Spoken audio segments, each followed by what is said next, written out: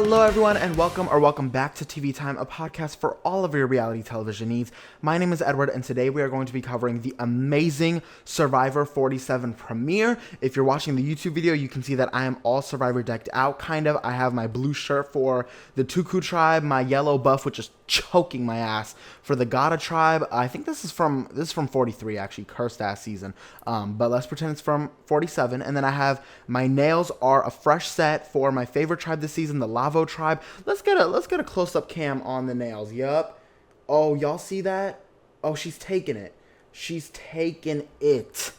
Oh, ooh, ooh, ooh, ooh. She's taking it. It's my first time having stiletto nails, and I honestly really like this nail shape. Like, I feel like I could stab a bitch's eye out with these sharp-ass nails. I love it.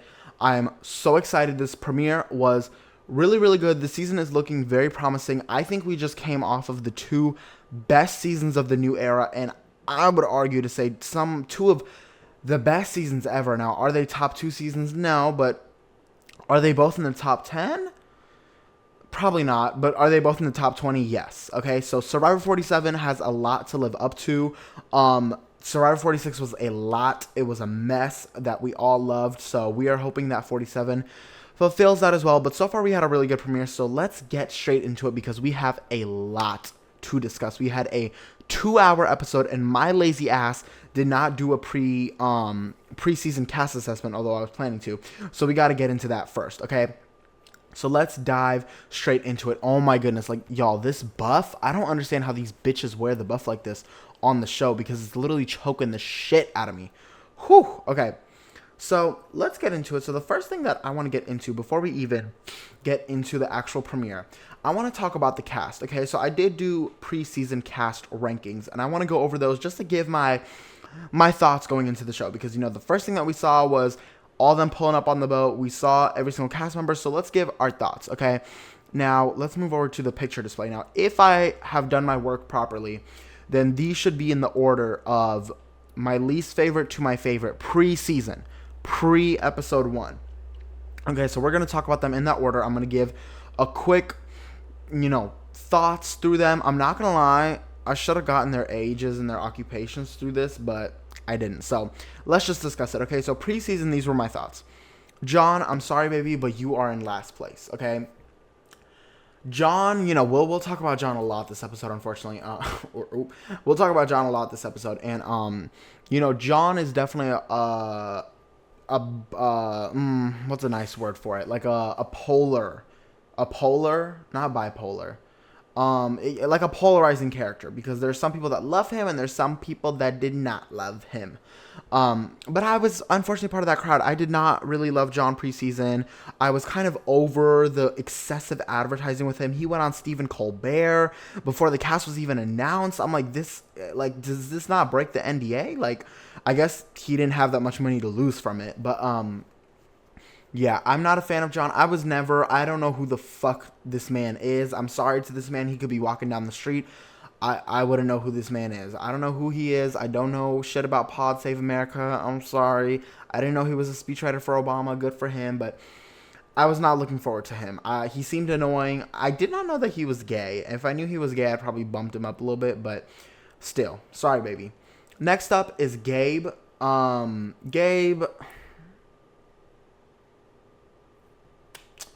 Yeah, Gabe was not giving me much. I know Gabe preseason. Now, I will say this. Gabe preseason said that he wants to be the first head on the Mount Rushmore of the new era. Now, I don't know about y'all, but I feel like there already is a Mount Rushmore of the new era. Baby, you are 7 seasons too late for that, okay? Now, in terms of who that actually is, I would love to hear y'all's opinions. In my opinion, the Mount Rushmore of the new era is Shan, for sure. Shan is like the first head on the Mount Rushmore of the new era. I would say Marianne is probably on there. Carolyn, for sure. And then I think the last spot is debatable. I guess I would say Q, maybe. But I think there's some people who could also viably earn a spot for that. Actually, pause. Subjectively, I'd have to say Venus because she's my favorite, like, of all time ever. But Q, yeah, I'm not going to lie. Objectively, if I'm speaking objectively, I'm going to say Q. So I feel like the Mount Rushmore of the new era is Shan. Oh, I already forgot. Shan, Marianne, what's her face? Carolyn, and Q. That's what I think. I think that is the Mount Rushmore of the new era. I think you could argue for Erica being there because she's the first winner, but Erica is kind of like, okay, girl, like, you're the first winner, but like, oh, sorry, baby. Although I love Erica, but I don't know if she's just Mount Rushmore. Who else is there? No one from 43. I'm sorry. You could make a case for Carson or Jam Jam, but I would not support that case. You could make a case for D. You could really make a case for D. You could make a case for Kenzie and Venus. But I would say Shan, Marianne, Q, and Carolyn. In my opinion, based off of impact and like popularity and like, you know, iconicness. Okay, that's what I would say. Moving on from Gabe, he didn't really give me much preseason. I had Kyle. Literally nothing to say about this man. I'm sorry. He just seemed boring. He seemed like he had nothing going on. He looks like Shaggy from Scooby-Doo. Pass. Sam, I might not say pass. I might say smash. But Sam, I'm not going to lie, preseason I wasn't really into him. He also was just kind of like there for me. But I did see that he liked Michelle Fitzgerald. So I'm like, okay, I'm going to bump him up above Kyle and Gabe, you know. After him, I had TK. TK to me also kind of was not that interesting. I did see quite a few amount of people say that TK was their preseason winner pick, but it never really gave that to me. It didn't really give that. It just gave like, okay, like, you're here, thank you. I had Rome as well. Rome seemed pretty cool, although I did feel like preseason he was going to get on my nerves a little bit with the whole like esports commentating thing. I thought, you know, God forbid he doesn't play into that too much and like narrate everything and be super annoying. I had Caroline next. Caroline, she seems like a sweet girl, but she was boring as fuck. Although I did put her up here because her outfit slayed the fuck out of this promo, okay? She ate this promo the fuck up. She looks good. I had Saul next. Didn't really give me much, but I was like, okay, you seem cool. Sierra, I'm kind of iffy with her, you know. She could take it. She could take it with the whole pageant queen storyline, but I had to deduct a couple of points because I'm like, girl, you are Miss Delaware and you're wearing this. Now, I shouldn't comment. I shouldn't comment because my outfits don't even look this good. Okay, they don't. But I'm like, I don't know. I wasn't really... Sierra didn't stick out to me. Sorry, baby. After her, I had Rachel. I definitely underestimated her, and we'll get into that at the end of this episode when I do my episode 1, like, rankings. But Rachel... She kind of seemed a little, like, stale to me preseason. She seemed very, like, cookie cutter almost. And she wasn't really giving me much. But I'm like, you know what? She's a fan of the show. Like, she's applied for a lot of years. She was an alternate, like, last season, I believe. So I'm like, okay, she seems nice. Moving on to, like, the upper half of my rankings, I had Sue. Didn't know how to feel about her preseason because she was giving me MAGA. But she's also mother. So... we'll see. It's kind of yet to be determined. I had Tiana next. Tiana seemed to be very cute. Loved her. She had good vibes going on. I could see her like taking it far. Love that she's the first native Hawaiian. I fucking love that. But other than that, I was like, okay, there's people I was more interested in. One of them being Genevieve. Genevieve was giving me like very much like I don't give a fuck vibes before the show. Like based on her preseason interviews, she was kind of like, yeah, you know, I think I'm going to lie about my career, but I don't know. I'm like, girl, how do you not know? You audition for the show and you're on the island. You don't know what you're going to do. Work. I love it. After her, I had Andy because, you know, hot bisexual men. I'm going to stand by you. He's a fan of the show. He seemed to be social. He seemed to be nice. He also knew who Asia Welch was. So I'm like, okay, loved Andy. I had Kashawn as my highest male. You know, he so far is my favorite gay representation on this season, I loved his preseason interviews. He seemed to be very interesting. We don't really get to see a lot of Kashawn this episode, but preseason to me, he was giving what was supposed to have been given. Now, moving on to the Holy Trinity, the top 3, I had Annika in 3rd. This mother, this diva... the fucking queen. I loved her. Loved her preseason interviews. Loved her little like promotional interview video that she did with her Hinge profile. Loved that. She was mentioning poverty. Like, yes, this is a mother. This is a mother.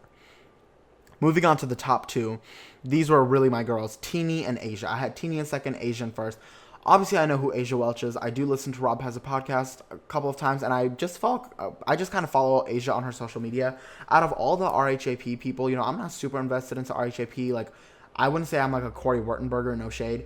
But I do listen to them at times, and Asia to me is like my favorite of the podcasters that they have. She's really kind of the only one that I followed outside of RHAP. I do also follow that girl Kirsten, I think her name is Kirsten. Yeah, she almost made it onto BBCan. Love her, love Asia, so I was so excited. Teenie was giving. As soon as the leaks came out, I was so excited about Teenie. Teenie seemed to be that girl. Love that she's such a big fan of the show. I love that we're getting representation like Teenie. I'm like, yes, it has been far too long since Evie. Like, get what's it called? What's that word called? Oh my god. What's that word called when you're non-binary but you're an adjective? Not anonymous, bitch. Androgynous. Help. Androgynous. Get more androgynous people on the show. Like, get more butch. Like, I love this. I love Teenie. This outfit was a fucking slay and a half. This jacket eats down. Teenie was giving. The preseason interviews were giving. Teenie was serving it up to me. So I'm like, more of Teenie. But my number one was Asia. This fucking serve. This serve of a pose. Her mug is giving. This, I think Asia might have had the best cast photo. Low key, looking back through it, Teenie had a really good one.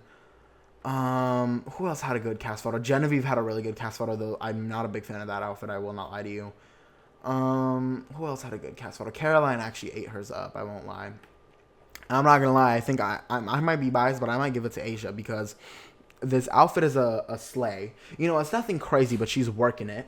And the way her hand is on her hip, the way she's like cinching the waist of that outfit with her hand, her other hand on her leg, like the smile, like the hair to the side, the blush, like it's everything about this photo is giving. Asia, 10s across the board from me. So loved Asia. So those are my preseason cast rankings coming onto the show. Okay. So now we get into the actual premiere. All right. And we start out with, I got my little notes here. We start out with, a couple of intro packages, and then, everyone introduces themselves, and then we get into the first challenge. Now, Andy does mention that this first challenge is a little bit more grander than the previous challenges have been. I do have a picture of it, I believe. Not a very good picture, but basically the challenge is, bigger than it usually is. Usually the beginning challenges are like, right there when you land on the beach, it's where you like introduce yourself. But this time Jeff had to walk them to this part of the jungle, which I found to be interesting. So essentially this challenge it had very cool cinematography. You dive through the mud, which I'm not gonna lie would piss me off. I know Jeff Probst is like obsessed with mud. I know he mentions it all the time, how like mud is like a birthing or something and that it's a part of the new era. No. Bitch, if I'm going on Survivor, I do expect to get dirty, but on the first day, I haven't even gotten to meet these people yet, and you have mud all over me. On the first minutes of me being shown on the TV, you're gonna get mud in my hair and in my puss. Like, no, that's a no for me. That is not a good birthing. Oh my God, that is an absolute no for me. But the point is they dive through the mud, they search through the jungle, or they don't search, they like go through this path in the jungle, which had really cool cinematography shots. They unlock these puzzle pieces, they get back, they do the puzzle, winner gets fired, la-da-da-da-da. Rachel and Annika ended up winning it for Gata. It was only one winner this time. Ate that down. I was gagged because coming into this episode, I did correctly predict that Gata would go to Tribal, but I thought Gata would be like the flop tribe of the season. I thought they would be the Lulu, the Yanu. I'm like, it's not looking good for Gata. It's not looking good for me. Because they did have, like, in my opinion, the physically weaker players a little bit. And I was like, the yellow tribes, usually it's cursed. Usually the yellow tribes are cursed. So I did not have faith coming in. But when they won this reward challenge, I was like, work. Like, they ate that. Annika and Rachel especially, like my mothers, they ate that. Also, as they were walking past with, like, fire in hand, I think it was Kyle from the Tuku tribe that said, don't get used to it. And I'm like, oh my God, like, baby, you You just got on this beach and you're already making enemies? Like, what are you doing? I'm sorry, if I'm on the tribe, if I'm on Survivor and someone from another tribe, like, my tribe mates alone, yet let them make a comment, but a person from another tribe tries to say something to me, babe, I don't know you. I don't know you, baby. So do not talk to me in that way. They were better than I was, because I would have bitch slapped the fuck out of Kyle as soon as he said that, or whoever said that. And I would have held that vendetta against him if we made it to the merch together. Yes, I would have. Point is, they walk away, and red and blue, Lavo and Tuku, do get a chance to earn their supplies through another way. Now, thank God we've gotten rid of this stupid ass Sweat and Savvy challenge, but we did replace it with another just as equally dumb challenge, which we will get into. So 2 people have to volunteer, 1 from each tribe. Asia pretty easily volunteers from Lavo, which I'm like, Asia, that's kind of interesting that you chose to volunteer, baby. Okay, work. And then on Tuku, we have a game of, okay, so Tuku has the dumbest game that I have ever seen in my life. They play rock, scissors. Now, I'm not sure what the fuck was going on. So, I'm trying to wrap my head around this. So they played a game called Rock Scissors. They called it Rock Scissors, and I'm assuming it's rock or scissors. Maybe they meant rock, paper, scissors. I don't know, but they were playing like 3-way rock, paper, scissors. Then Tiana made a weird comment about, oh, I said to put out rock. I don't know what the fuck was going on, but point is, TK ended up going. Okay? Now, I will make a comment here. That was a very weird way to decide who to go. Americans don't really have a game for this. I feel like when you have more than 2 people trying to decide something of like who's gonna go and whatnot. I'm from Armenia. We have a game there called Tela, which would solve this very well. Essentially, what you do is you put your hand on the middle like this, like you put your hands on top of one another, and you go Tela, and then at the end, you either drop on La, you either drop your hand like this, or you drop your hand like this. And whichever the majority is, they, like, get out. So, let's say you have a group of, or is it the minority? It's the minority, excuse me. So if you have a group of 5 people and you go Tela, and 2 of them put their hand like this and 3 of them put their hand like this, the 2 that put their hand like this, they're out, and then the 3 do it again, and then once it's down to 2 people, then they rock, paper, scissors. That would have easily solved it. I'm surprised that Americans don't have a game like that yet. It's very interesting, but anyways, point is, Asia and, oh my god, there is some screaming and hollering going on in this building. Jesus. I hope they're okay. But anyways, sorry. Asia and TK end up going for their respective tribes, period. Good job, y'all. And then we get to tribe life, and we kind of get to see a little bit of how the tribes are doing. On Tuku, we get a bit of Gabe and Sue kind of making an alliance. Gabe was very weird. He was talking about, like, I want to work with the older people. Understandable. You know, okay, good strategy. And then he says, like, you kids can figure your life out. I'm like, baby, you are the kid. Like, you're part of the kids. But okay. And then on red, we get basically what is Teeny, the motherfucking queen herself, being the star of the show on the Lavo tribe. Teeny is making alliances with everyone. Teeny is getting a winner's edit down. I also did just see that Teeny got top surgery recently, I believe. So congratulations to Teeny. Yes, putting that $1 million to use, I see, per. But Teeny is making connections with everyone. There does seem to be an initial majority alliance that forms with Genevieve, Rome, Kashan, and Teeny. And when Genevieve kind of brings this up to Teeny, Teeny says, yes, I love you and Kashan, but Rome, fuck that dumb bitch. Let's get Asia in here instead, is basically what Teeny says. Now, I do find this kind of strange because I think later on in the episode, which we'll kind of get to, we see Genevieve being left out, Genevieve and Rome being the ones on the outs, and Saul kind of integrating his way towards that 4 a little bit more. So I'll be interested to see next episode, once we get more of the dynamics, if Saul is on the outs or if Genevieve is on the outs with Rome. It'll be very interesting to see. I kind of hope Saul is the one on the outs. I'm not going to lie to you. So after all of that, we get the Asia and TK challenge, which, again, so they've gotten rid of Sweat and Savvy, but they've replaced it with this dumbass scavenger hunt. Essentially, Asia and TK had to go find maps, find clues, and, like, basically do a scavenger hunt for this key. It ends up being back in the ocean where they started. So Asia finds all the stuff first, supposedly. At least the edit makes it look like she did. But TK makes his way back through the jungle first, which honestly, TK did what was smart. It's funny because Asia was like, I can't wait to forge my own path in the preview, and TK ended up forging his own path by just running straight through the woods, which is what I would have done, versus following the path. Now, unfortunately, Asia does follow whatever path she decides to follow because a homegirl ends up getting lost, and because of that, TK is able to get the lead and get the key first. However, Asia's shady ass pops up a couple of seconds later, and she gets the key a couple of seconds after he does, and she starts kind of wrestling him for it. Now, this moment made me so mad because Asia, what are you doing? Fight, punch, kick. Like, dude, I would have snatched that key away from his hands. Asia is like playfully like, look at her laughing. Look at her laughing. Don't laugh. Punch. Fight. Like, I know you're not allowed to physically harm the person, but you can yank the key a little farther. I don't know what she was doing. If I was her, I personally would have yanked the key a little more aggressively. I would have like fought for it a little bit more because she was like, oh, well, I guess I'm just gonna, okay, I guess you got it. This man is not on your tribe. You're about to go back to your tribe empty-handed. Who cares about TK? Fight, steal the key, bonk him in the head if you want to, but do what you need to do to get your tribe supplies. But Asia doesn't do that. Asia, unfortunately, just kind of gives in, which I found to be a little bit disappointing, but whatever. She figured it out.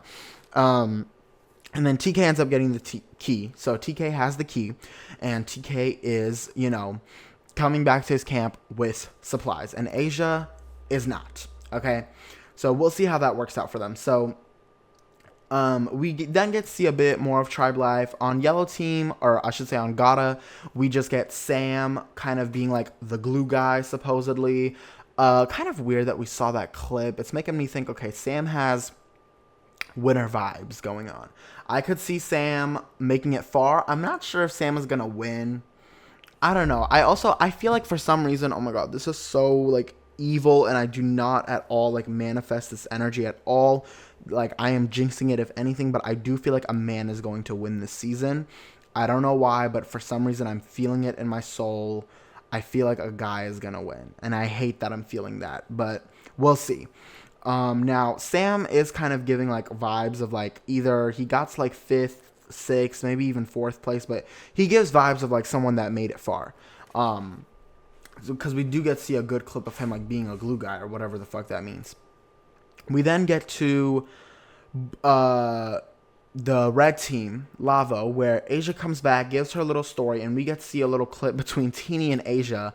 Bitch, someone said when I buy Siri and Izzy from Temu, and I cackled because that is really what it was giving. Teenie is obviously a fan of Asia, knows who Asia is through podcasting, and Teenie like introduces herself. She's like, I'm a huge fan, gives this whole pre-planned speech out. I'm like, you better work.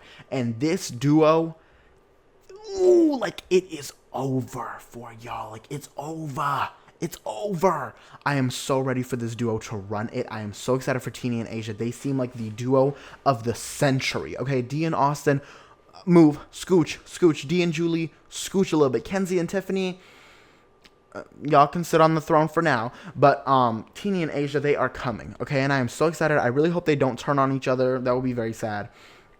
But I'm very excited. I'm excited for Teenie. I hope Teenie gets into the excuse me, the RHAP world of it all, and I really do wish the best for Teenie. But I'm so excited for this duo. We also get a clip of the advantages. Now, the Beware advantages this season are a little bit insane. Rome and Gabe respectively find theirs, and essentially it's like a nesting doll advantage where you kind of find one and then it's good for a day. You do 10 million other steps, or excuse me, it's good for one tribal. You do 10 million other steps, it's good for 3 tribals. Now, if you decide to do 50 million more steps, it's good for final 5. I remember the day when we used to just find these in a tree, and then all of a sudden you had an idle till final 5. Now we gotta do a CIA missions and sacrifice our spot in the game and go out and solve cancer, and then we'll have an idol that's good for one fucking tribal council. Crazy. But kind of what happens with the new era. It's the new era inflation, I guess. But point is, Gabe does eventually find the idol. He does the stuff to get it for 3 tribal councils, but I believe he stopped. Yeah, he stopped and then decided, okay, that's enough for me.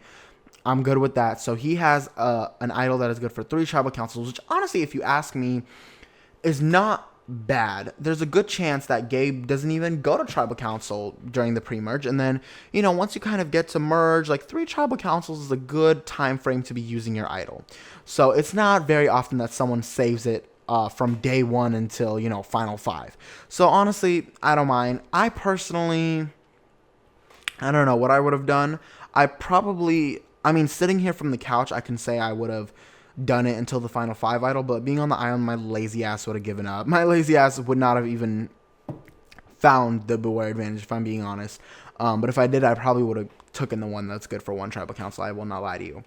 So we see that. We also see Rome just looking so hard for advantages, making himself a target, and luckily taking the target off of Asia's back. So Asia is like, I'm good. Rome, you put the target on yourself, honey. Because Rome is looking so hard for these advantages, diving into wells. He does eventually find it, but at what cost? Because now you are on the bottom of this tribe, and it is very apparent.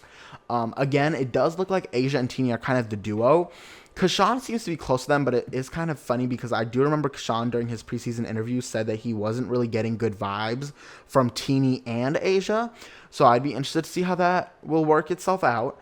And then the 4th spot seems to be going to either Genevieve or Saul. We'll see more of that in the future. It does look like it's kind of going more to Saul, but we will see. Also, I don't know what it is, and I could be going crazy, but for some reason, I feel like Genevieve is not going to make it far. I see Genevieve being like a pre-merge boot for some reason because, number one, when I was downloading the cast pictures online, on one article, everyone's cast pictures were there except for Genevieve, which I was like, that's a little fishy. And then during the previews, I noticed that I didn't really see her at all. So I'm like, okay, what's going on? It's making me a little suspicious. I don't know if she's going to pull a Hannah Rose or what, but Genevieve, baby, get behind me, girl. Get behind me. Okay, get behind me. I'm scared for you a little bit, sister. So, moving on from that, we get what is an unfortunate sequence of events, and it starts out with Andy having a bit of a breakdown. So Andy and Rachel seem to be very close. They have their Asian Excellence Alliance going on. I'm living for this duo. And all of a sudden, Andy just kind of shows signs of insecurity. He's saying that, the people like John more, he's not really fitting in. He feels like this is bringing up past trauma that he apparently did not resolve well enough before coming on the show. And he's kind of talking to Rachel about this. And Rachel's like, okay, bitch, calm the fuck down. He doesn't. He does not. Oh, I just bit my lip real fucking hard. Jesus Christ. Oh, I just bit my cheek hard. He does not calm the fuck down. Andy, instead of calming the fuck down, he gets up in the middle of the night in front of everyone and drags Rachel to have a conversation. Now, if I'm Rachel in this instance, that's what I'm doing. Okay, if I'm Rachel and Andy is saying, Rachel, can we go talk? Dead asleep. I am pretending like I am asleep. I am pretending like I am a squirrel. I am Sandy Cheeks, and I am in hibernation. Because you are not about to pull me aside for a chat. Absolutely not. No, ma'am. No. But for some reason, she decides to do it. Obviously, she's like pissed at him because now you're putting a big target on yourselves as a duo. The fuck? But Andy's just confiding in her, talking about, I feel insecure this, insecure that. It is very interesting because, insecurities are just kind of wild. Looking at Andy, he doesn't seem like the type of person that would be insecure because Andy is a very conventionally attractive guy. He's very fit. He seems like he would have gotten along great with other kids as a kid. But it's wild. You don't know what someone is going through until you really hear them out. And everyone always feels insecure about something that they don't have. Everyone always wants something that they don't have, and it is kind of wild. But Andy is valid in feeling these things. It's hard being out there, I am sure, and the elements do get to you, and everyone does have their moments. But Annika also brings up a good point of if you're doing all this on day 3, baby, I'm a little bit concerned for you. And it is what it is. But Andy decides to vent this out to Rachel, who does a very good job.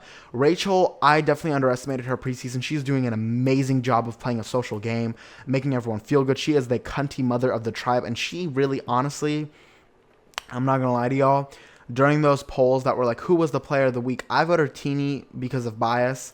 But I'm not going to lie to you. If I had to genuinely pick a player of the week, it's Rachel. Rachel was the player of the week. She was kind of the main character on the losing tribe.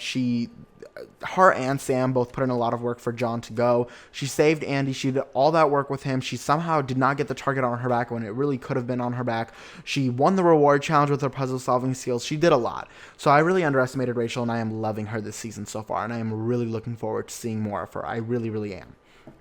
So after that whole breakdown of Andy, we put a little pause in that, okay? That was a little foreshadowing to the great meltdown that is about to happen, okay?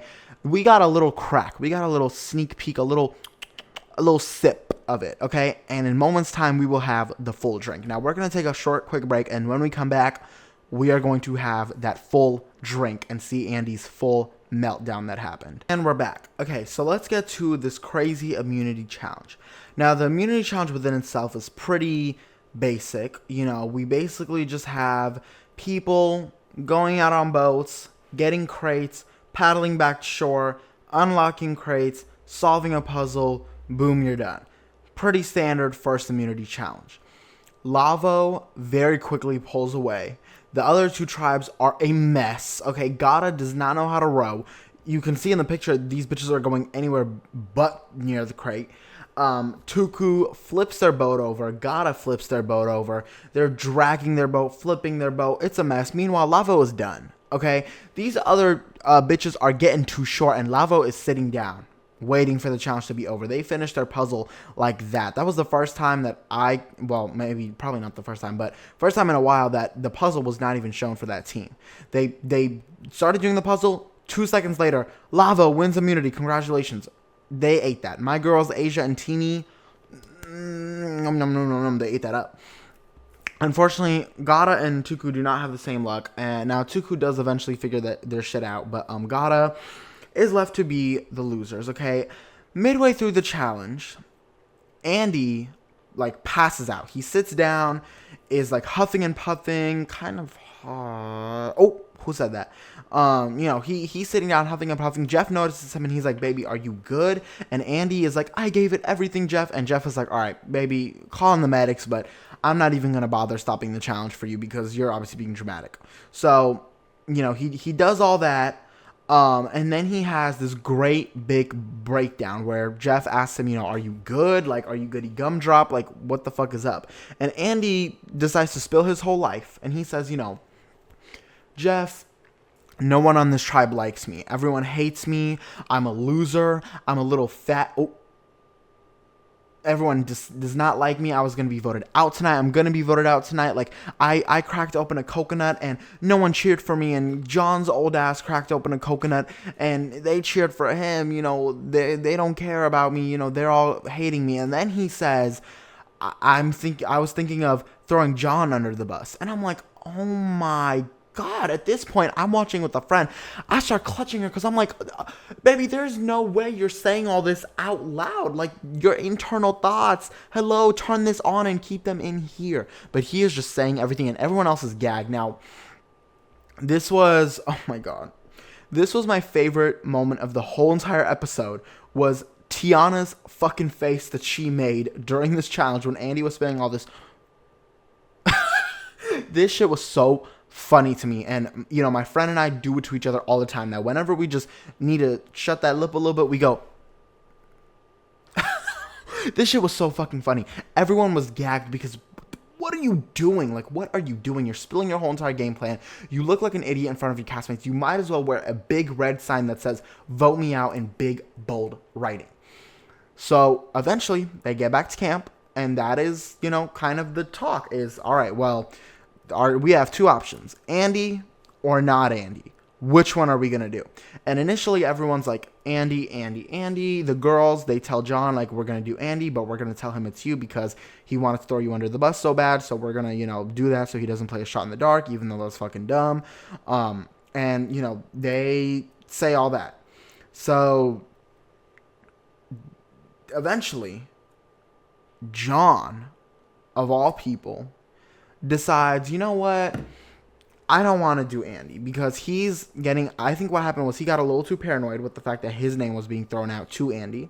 And he said something really interesting, which was, if I'm going to have one glorious, perfect episode, I'd rather go out swinging. Baby, would you not rather have more than one episode? Like, what are you doing? You don't have to only have one episode. Like, it's okay. You can stick with the plan and just not rock the boat and then have more than one episode. You don't... What do you mean if you only had one glorious episode? Like, what are you talking about? You don't need to be doing all this. You can just... But he didn't. He didn't calm down. And eventually he decided, I want to go after Annika. Now, when you have mother's name in your mouth, that's when it becomes a problem. So he, for some reason, decides to go after Annika, I guess because she's the leader or whatever. And he tells Andy this. Andy should be on board because Andy should know better. And he should know that any other plan is going to get him fucking ousted. But Jon makes the mistake of telling Sam about this. And he's like, Sam, you can pull in Sierra, whatever. And now, I'm not sure what the thought process was here because you would think that that Andy and Rachel are close. Like, you would think to ask Andy, like, hey, pull in Rachel, and then maybe we can pull in, like, I don't know, maybe we can pull in Sam and Sierra, or maybe we just don't. Who cares? Or, well, no, I guess that would have been a problem because it would have been a 3-3 vote. I don't know. You could have just told Sierra, honestly. You could have done something, but the point is Jon didn't think. He told Sam, and Sam went back and was like, no, I'm not going to vote out Annika, the fuck? So at that point, Sam and Rachel and Annika and Sierra have a 4-way discussion where they're essentially discussing, okay, do we get rid of Jon, who is a physical liability, but is more reliable, or do we get rid of Andy, who is batshit crazy, but could win us some challenges? And they decide, when we get to Tribal, we're kind of left on a cliffhanger, and they decide that we are going to get rid of Jon, because they supposedly think he's a threat, but he's also a challenge liability, so those two reasons didn't really go together. Point is, Jon gets voted out, 5-1. Jon votes for Annika, and, Annika's karma comes back to bite him because he gets voted out real quick. Now, after this vote out, the main thing that I really want to discuss is the public's reaction to Jon being voted out. First of all, I'd like to say I'm glad Jon was out. I think Andy is so much more entertaining and could give so much, and for the tribe, I don't think it's a bad decision to get Jon out. Jon kind of did seem like an obnoxious player on the tribe. He did seem like someone that a lot of those people couldn't really work with, and Andy could, theoretically win them more challenges. Now, granted, that way of thinking is also a little bit flawed because, well, Andy was on your team, and Andy, you still lost the challenge with Andy, and it's not like Jon was the one that lost the challenge for you, and it's not like Andy carried y'all either. He passed out. But nonetheless, they decided to keep Andy. And the public's reaction to this has been very mixed. I have seen some people like AOC be upset. I have seen a lot of people say that this is their last time watching Survivor, their last episode, whatever. Now, I did not realize that Jon had a fan base like this. I didn't realize Jon had bitches writing for him like this, okay? When I saw Jon get out, I was screaming, honey. I was cheering and hollering, smiling from ear to ear. I was happy. I was exhilarated. Because Jon to me was a bit of an annoying character. I didn't enjoy his narration, and that's okay. He does seem like a cool guy. He's gay, so I'm going to be like, all right, gay rights. But he seemed like a bit of a non-likable character for me. I didn't enjoy his narration. I didn't enjoy him as a player. I didn't, so I'm glad he's out.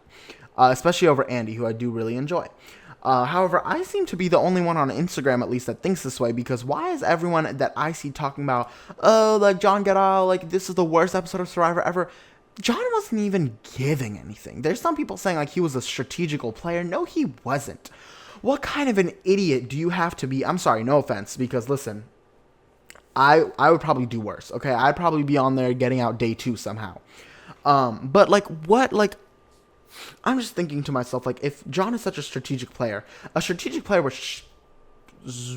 they would zip their lip and not say anything and let Andy get voted out. But Jon decided to rock the boat for literally no reason at all and throw Annika's name under the bus when you know Annika has people writing for her. Like, what are you doing? So that was very stupid. I thought Jon absolutely did that to himself, and he has no one to blame but himself because that was just dumb. You did not need to do that. You did not need to tell Sam that. That was just very, very stupid. And it's a case of playing way too hard, way too fast. And frankly, I don't think Jon would have contributed that much to the rest of the season, if I'm being completely honest. I wasn't really looking forward to him, and I'm glad that he's gone, and I think he's a really good first boot. Sorry, baby. Sorry. That's just how I feel. And it's no shade. But, you know, that's how I feel. I did hear that this was the first year since 2002. 2024 was the first year since 2002 where two men have been the first two boots. Thank God. Or two men have been the first boots. Thank God. Hallelujah. Jesus, you are amazing. But yeah, I'm very happy that Jon got out. Let me know what y'all think. I would be really interested to see what y'all think about that. For me personally, Jon was literally the best first boot I could have asked for. He was last in my preseason rankings. I didn't think it was going to happen. I thought he had a chance to make it far, but I am so glad he didn't. I'm so glad. Thank you, Annika, Sam, Sierra, for sparing us. Thank God. So overall, this episode I thought was very good. There was a lot going on, but it was very, very good. To me, the standout players were, on the Lavo tribe, they were Asia and Teenie. I think the other four, and Rome, but Rome in a bad way. Like, Rome in a bad way. If we're talking about, like, good, like, strategy-wise, I'm going to say, you know, Asia and Teenie. The rest kind of faded into the background a little bit. I'm very excited to see more of Sean and Genevieve, especially. On the Tuku tribe, Sue seems to be a standout, and obviously Gabe, dumbass for finding advantages, whatever. I'm not excited for that. My God, I'm not excited for that at all. But Sue seems to be a standout player, and so does Gabe. And the rest of them did kind of fade a little bit, and TK a little bit, I guess, yes, as well. But I am super excited to see more of Tiana, hopefully, next episode. And Caroline. Caroline seemed to be very nice as well. On the Yellow tribe, obviously Andy is a standout, but for all the wrong reasons. Rachel really seems to be running the Yellow tribe. And I am so happy. Rachel is a mother that I did not expect. She was by far the person that like jumped the highest in my rankings from preseason to episode 1. She did an amazing job. I am super excited for her and Annika to hopefully be a really bomb duo. And Sierra. Sierra seems like a really nice girl. And Sam is like, wait a minute, like, hold on. Like, what are you doing to me? Because I know you're a white straight man, but like, wait a minute, you stand Michelle Fitzgerald and you want to work with the girlies to get out Jon Lovett and you want to be serving looks like this on my TV? Okay, Sam, you know, you can jump on this train. I mean, you can jump on my bandwagon of people to stand. You know what I mean? Like, Sam might have to come along for the ride. So, for sure, Sam doesn't have, I don't think Sam has stand card access quite yet, but he's getting his way up there, and I'm a little gagged, okay? And also, I would just like to say, Kyle, I forgot he was on the show. When I was making my episode 1 rankings, I was missing someone, and I was like, who the fuck am I missing? Like, there's 17 people. I included Jon, and it was fucking Kyle. I forgot he was on the show. Okay. Speaking of episode 1 rankings, let's compare them, and let's see how, you know, I view these people. So let me pull those up right now. They did change a good amount, not too much. It wasn't too insane or anything, but okay, where is that photo? I should have saved this to my drive. Okay, found it. So this is how my episode 1 rankings are. Okay, Gabe at the very bottom, Jon right above him. The only reason I have Jon right above him is because of this moment right here. If he had not gotten voted out, he still would have been last probably. But knowing that Jon is not going to be a factor and he's gay, I'm like, all right, I'll give you 17th, baby. I will give you 17th, okay? Gabe, Jon, Kyle, where were you? TK right above Kyle. I wasn't really feeling TK, and I'm like, TK, like, I'm not going to lie, this is a flawed viewpoint, but, like, you made Asia go back to her tribe without supplies, girl. Rome right above TK, a little annoying. Sam has moved above Rome. Sam is still, like, in the bottom 6 because, I don't know, y'all, I can't trust a white man. Like, even if they stand Michelle Fitzgerald, like, I can't trust a white man. Like, I can't do it. I can't. I'm kidding, of course, but, like, Lord. And then after Sam, we have Saul. Okay, cool guy. After Saul, we have Genevieve. I would have loved to have put her farther, but she just gave me nothing during this episode. You know, she didn't do anything, which is fine. Hopefully she'll blossom next time. Same reason for the person above her, Caroline, and then Sierra right above her for similar reasons. Moving on to my top 8, we have Kashawn in 8th because I really liked him preseason. I have high hopes for him, but he did nothing this episode. So, unfortunately, you have to move below the mothers. And then we have Tiana and then Sue, which I'm not going to lie, those two are very interchangeable. They were the last people I put in their final positions because, for me, Tiana and Sue keep changing their placement. So, it could be either way. But Sue had a bit more material this episode, so I put Sue above Tiana. And then we have our highest ranking male now, which is Andy. Andy in 5th, Angela Murray tease. Angela Murray tease, like crazy ass bitch tease. I love it. Emily flippin' tease, like you better work and you better not disappoint. And then we have top 4, the mothers. Rachel in 4th. She jumped from 11th to 4th. Very big jump. She mothered this episode. I was so happy. I was so proud of her. She did a really great job. She fucking ate the shit out of that vote. She ate the shit out of her confessionals. Really looking forward to her, and I really hope she goes far. I see Rachel getting far. And then my top 3 is the exact same. Annika 3rd, Teenie 2nd, Asia 1st. The dolls. If they were the final 3, genuinely, I think, like, I would start believing in God. Chelsea from Big Brother, you don't need to convert me. You know what? If your church should implement this teaching, if those 3 make the final 3. If Asia, Teenie, Annika are the final 3, I will start believing in God. I will. Mark my words, okay? I will eat my shoe and start believing in God if those 3 are the final 3. But nonetheless, those are my rankings. Standouts, winner picks for me right now. Let's pick one from each tribe, okay? One from each tribe. I would have to say Teenie for Red, Teenie for Lavo. Teenie has a great, like, winner edit going on. Very social, very amazing. Has a good grasp of the game. She's very social. She just got top surgery, so I'm thinking that's very expensive. You must have used your $1 million, you know? I'm not sure how payment with Survivor works. I don't know if you get your, like, jury stipend right away or what, but I'm thinking you must have at least made it far, gotten that check or something, because I know that freelance writing money is not paying for top surgery. I'm sorry, but I know it's not. And then my other winner picks, okay, from the Blue Tribe, I don't think the winner is going to be from the Blue Tribe, if I'm being honest, no shade, but I guess I'd have to say, I don't know. None of them really stand out as winner picks to me. I think Sue could definitely make it to the end, but I'm not sure she could win. That's just my opinion. And then from the Yellow Tribe, I'd say Annika still. My queen. I could definitely see her winning. I would love to see her win. I don't necessarily see Rachel winning, but I do see Sam. So I would have to say Teenie, Annika, Sam are kind of the 3 that I definitely see winning. But there are a couple of people that are very close to that. Asia. I put Rachel. Not Sue. Maybe. No, that's going to have to be it. I'm not going to lie. Those are people that I see winning right now, having a chance of winning. Asia, Teenie, Annika, Rachel, Sam. Maybe Sue. And Andy, I'm not sure I really see Andy. So, yeah, I don't think Kashawn is going to win, unfortunately. I don't think Genevieve is going to win. Saul, Caroline, Sierra, Kyle, all of them had way too small of an edit. Gabe, I see him being like a JD kind of player, if I'm being honest. TK, maybe. I know a lot of people saw TK as a winner pick, but I personally see TK as more of like an early merge boot, maybe like late pre-merge, early merge for me. But I guess if I had to pick one person from Blue Tribe, I'd say TK, just because Sue gives me like runner-up vibes. But if Sue won, I would not be mad.